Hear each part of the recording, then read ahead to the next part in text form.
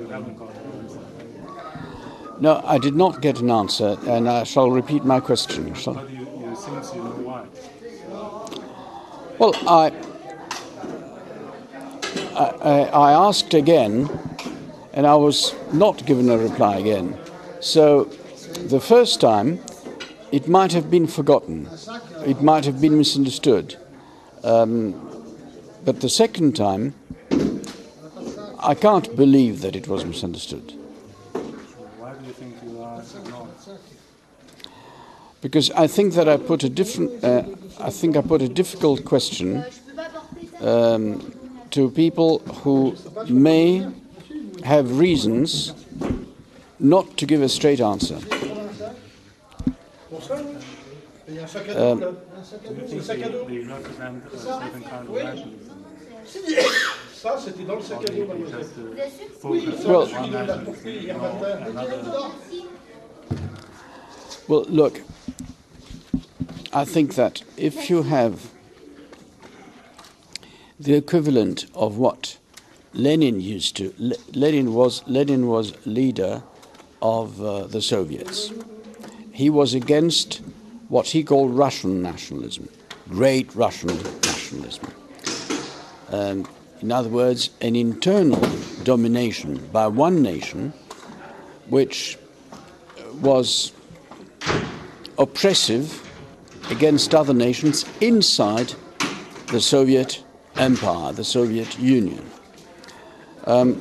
If such a thing happens inside the state of China,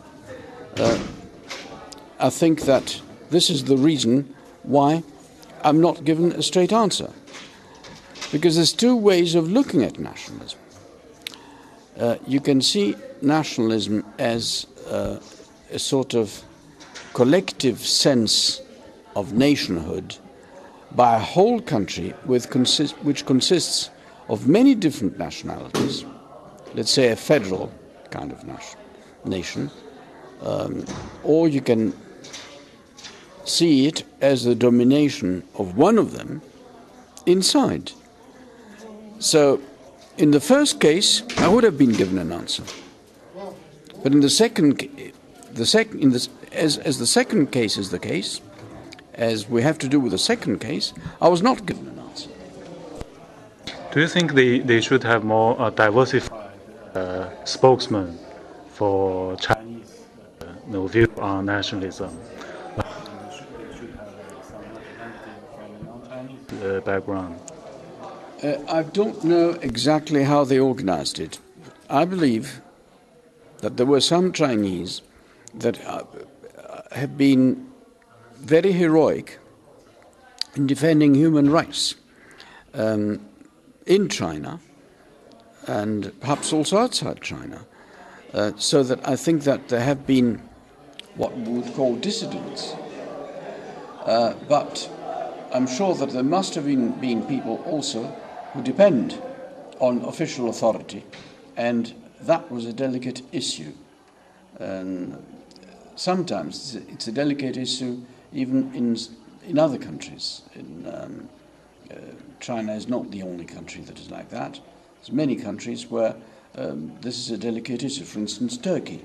You can't talk straight to an official person or even a journalist about minorities like the Kurds, the Kurdish problem. I suppose